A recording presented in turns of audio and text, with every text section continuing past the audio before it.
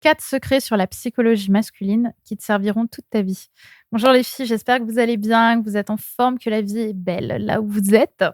Je suis heureuse de vous retrouver aujourd'hui parce qu'on va parler de psychologie masculine, on va parler de masculin, on va parler d'énergie masculine aussi, sur un sujet qui, je pense, ont touché beaucoup de femmes.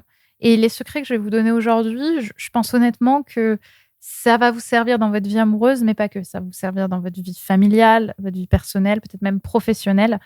Parce que je pense que la psychologie masculine, de plus en plus, et la psychologie de manière générale, elle nous aide dans les relations hommes-femmes, mais elle nous aide aussi dans beaucoup de relations sociales qu'on peut avoir tout au long de notre vie. Et le premier secret que je voulais vous partager aujourd'hui, c'est une phrase voilà, que vous pouvez interpréter assez facilement, qui est que plus tu forces pour qu'un homme te parle, plus il va te fuir. C'est quelque chose qui est très féminin, en fait, la parole, la communication, euh, l'envie de tout comprendre de l'autre, que l'autre nous exprime ses sentiments, ses émotions, parce que c'est quelque chose qui, chez les femmes en général, je dis bien en général, hein, évidemment qu'il y a des polarités, mais qui chez les femmes est très rassurant et très facile. Je veux dire, quand on est avec nos copines, on peut rester des heures et des heures à débattre sur notre état émotionnel, etc. Et je trouve ça vraiment super. Et je pense que la solution pour se sentir mieux, elle est là. Mais je pense aussi que chez les hommes, on a beaucoup moins de facilité à comprendre que pour eux, c'est extrêmement difficile de communiquer sur ce qu'ils ressentent, sur leurs émotions, sur leurs sentiments. Pas parce qu'ils n'en ont pas envie, mais parce que pour beaucoup, au départ, ça ne fait pas forcément partie de leur mode de fonctionnement. J'aime beaucoup ce que dit John Gray dans Les hommes viennent de Mars, les femmes viennent de Vénus. Oui, il parle justement de cette fameuse grotte chez les hommes. Le fait que les hommes sont parfois ou ont besoin d'aller dans leur grotte, notamment pour résoudre un problème. Par exemple, quand vous voyez qu'un homme est un peu plus distant ou que vous êtes déjà plus ou moins dans un degré d'intimité avec lui et que vous sentez qu'il est pris par quelque chose ou qu'il vous évoque rapidement que c'est le travail ou que, je sais pas, il se passe quelque chose dans sa famille, beaucoup de femmes ont envie d'aller chercher le pourquoi, du comment, du pourquoi, du ci, du ça. Parfois, en fait, les hommes n'ont pas envie de parler. Parce que souvent, eux, l'interprétation qu'ils font de «je veux savoir ce qui se passe pour toi», c'est «je ne te sens pas assez capable en tant qu'homme de résoudre ton problème. Tu as besoin de moi. Je suis là, donc tu es pas assez. Tu n'es pas assez intelligent, tu n'es pas assez mal alpha. Donc moi, petite femme féminine et petite énergie féminine et fluette, je ne te pense pas assez fort et tu as besoin de moi pour faire ça, pour être comme ça, pour comprendre la situation. Et c'est évidemment pas votre interprétation à vous, mais c'est une interprétation qui est souvent celle-ci, qui est souvent celle que les hommes peuvent avoir sur les raisons pour lesquelles vous les poussez à communiquer sur eux. Et c'est quelque chose qui peut être extrêmement insécurisant, voire même qui peut amener à une forme de violence de leur part, mentale ou enfin de parole vis-à-vis de vous. C'est ce que John Gray lui appelle le dragon, c'est-à-dire que d'un coup, il y a le dragon qui va sortir de la grotte et qui va lâcher quelque chose qui est extrêmement violent pour vous, où vous allez le prendre comme il ne m'aime pas, ou il ne me valide pas, ou il ne me reconnaît pas, alors que juste ce qu'il veut te dire, c'est j'ai besoin d'être dans ma grotte, j'ai besoin de réfléchir tout seul, j'ai besoin d'être seul à cet endroit-là de ma vie, à ce moment-là, j'ai envie d'être seule. Et je pense que la meilleure chose à faire quand on voit qu'un homme est fermé, c'est pas forcément de pousser, justement. Ça peut être de l'écoute, ça peut être de communiquer. Écoute, si tu as besoin de moi, je suis là. Si tu n'as pas envie de parler, je te laisse. Tu vois? Et de le laisser cheminer aussi, lui. Et vous allez voir que la plupart du temps, les hommes derrière, ils reviennent. Ils reviennent parce que c'est à vous, c'est de vous dont ils ont, enfin, c'est avec vous qu'ils ont envie d'être. Donc, en fait, c'est beaucoup plus simple. Et vous, votre part de responsabilité là-dedans, c'est de comprendre que vous avez aussi ce, j'aime pas trop le mot devoir, mais en tout cas, cette responsabilité de dire, OK, ça demande, c'est que je ne sois pas là, à cet endroit-là de son cheminement mental ou de ce qu'il ressent maintenant, j'accepte en fait d'être en recul. J'accepte de ne pas aller fouiller. J'accepte de ne pas rentrer, d'envahir son espace émotionnel à cet endroit-là. Le deuxième secret que je voulais vous partager, c'est que les hommes peuvent aussi avoir un comportement qui soit incohérent. Pour moi, un deuxième enseignement qui est clé dans les relations hommes-femmes et pas que, c'est que souvent on imagine que l'autre est parfait, que l'autre lit dans notre tête. voyez, quand vous êtes en relation, vous imaginez tellement parfois être des livres ouverts qu'on ne se dit pas une seconde que l'autre peut ne pas comprendre ce qui se passe pour nous, l'enjeu qu'il y a pour nous à tel ou tel endroit. Et donc, on se raconte une histoire, on se fait tout un film de OK, donc s'il réagit pas comme ça, c'est parce qu'il veut me faire du mal, donc je vais lui faire du mal avant. Et on rentre tout de suite dans un schéma qui est un schéma d'adversité avec l'autre. Et en réalité, tout ça, c'est faux. C'est faux.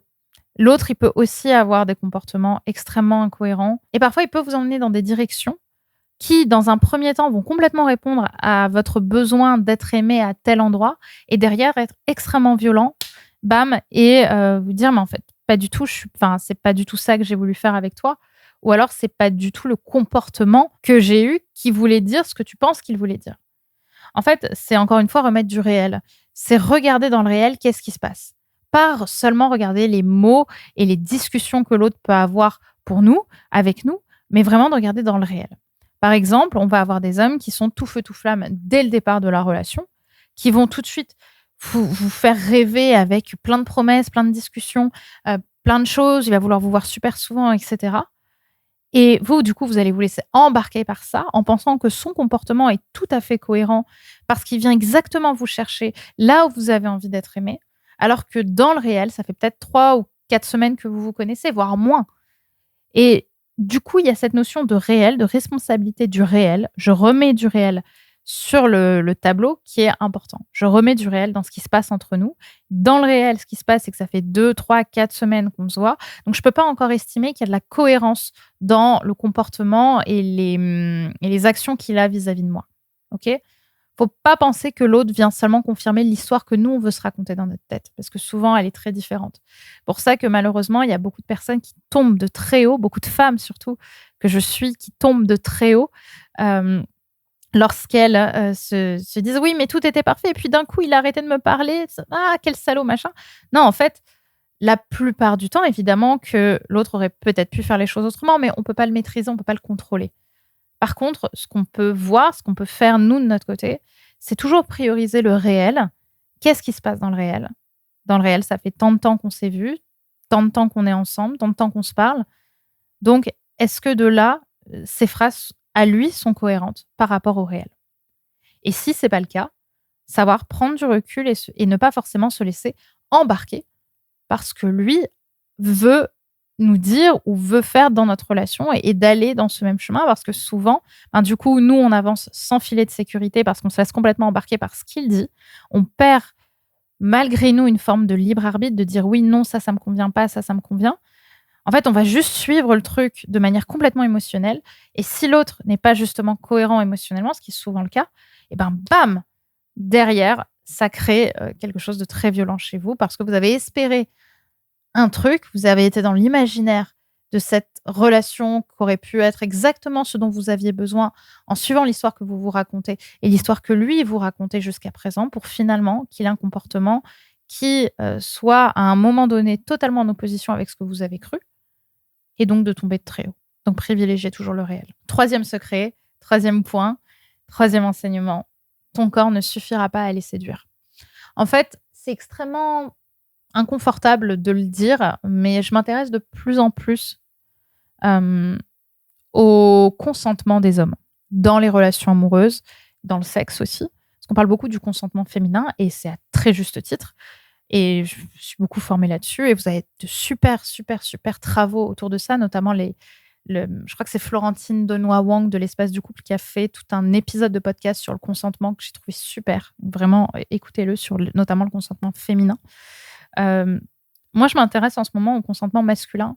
Ce que je me rends compte, et je m'en suis même rendu compte en regardant les schémas passés que j'ai pu avoir dans ma vie, que parfois, on ne respecte absolument pas les limites que nous posent les hommes parce qu'on est persuadé que comme ce sont des hommes, ce sont des personnes extrêmement physiques et donc mortes de faim et donc notre corps suffit à les séduire.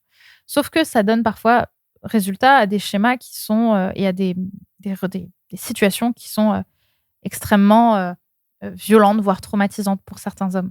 Dans le sens où, non, les hommes ne sont pas des machines à sexe uniques. Enfin, elles ont évidemment du plaisir au lit, comme nous tous, et on peut avoir un côté animal très développé, homme comme femme. Mais beaucoup d'hommes ont besoin de beaucoup plus pour être attiré et beaucoup plus aussi pour faire l'amour. Je me rappelle, d'une fois d'un d'un homme que j'avais rencontré, avec qui je sortais pas, hein. C'était une connaissance amicale, je lui avais parlé de mon métier et cetera.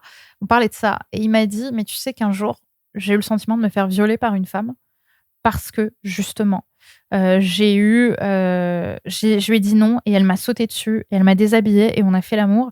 Elle s'est mise sur moi, elle a fait les allers-retours et j'ai rien compris à ce qui m'arrivait» et je pense que c'est souvent ça, c'est qu'on souvent les femmes, on ne se rend pas compte d'à quel point la limite aussi du consentement masculin, peut être là. C'est pas parce qu'ils ont la capacité physique de se défendre face à nous, qu'ils ont, la capacité émotionnelle selon le temps. Parfois, des hommes se laissent faire alors qu'ils en ont pas envie et comme le dit très bien Florentine, heu, être d'accord, ce n'est pas consentir, OK? C'est pas en avoir envie forcément.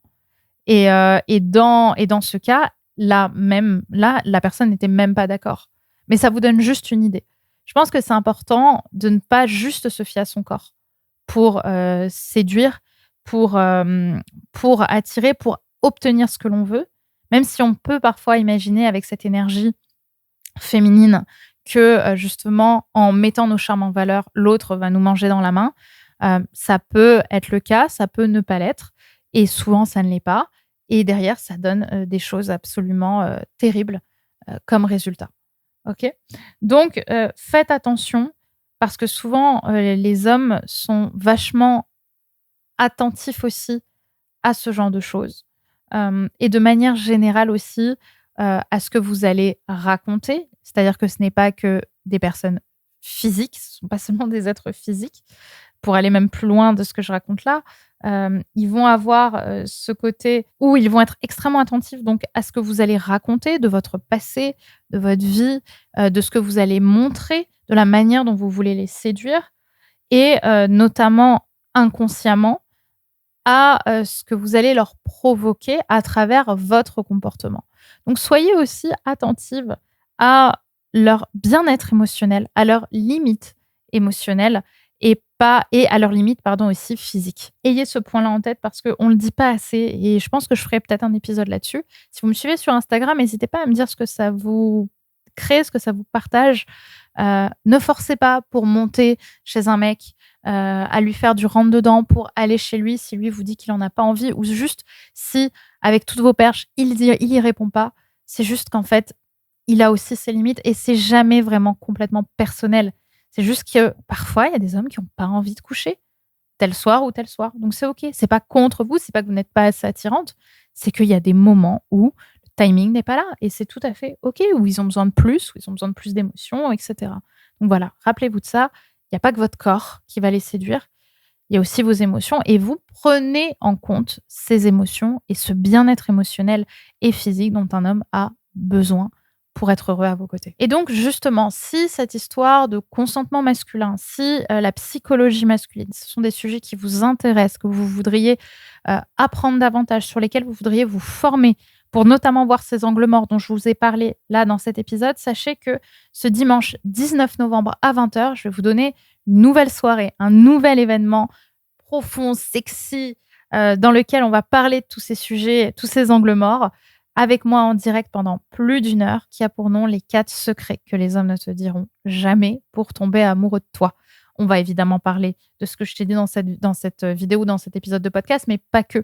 On va vraiment rentrer dans ces angles morts qu'on oublie toujours et qui sont si importants pour que, à l'avenir, tu réussisses ta vie amoureuse, tu réussisses les relations dans lesquelles tu vas et que tu réussisses à trouver, garder, séduire de manière très belle et très fluide l'homme avec lequel tu vas, passer un beau moment de ta vie. Donc je t'invite vraiment à être là. C'est ce dimanche 19 novembre à 20h pétante. Le lien est en description. J'espère que, cet épisode t'aura plu. N'hésite pas à me mettre une petite note de 5 étoiles si possible sur la plateforme de podcast sur laquelle tu écoutes et également si tu es sur YouTube, de liker cette vidéo, de me laisser un petit commentaire. Ça me fait toujours vachement plaisir. Et donc, on se retrouve dimanche pour notre conférence, notre soirée. Gros bisous.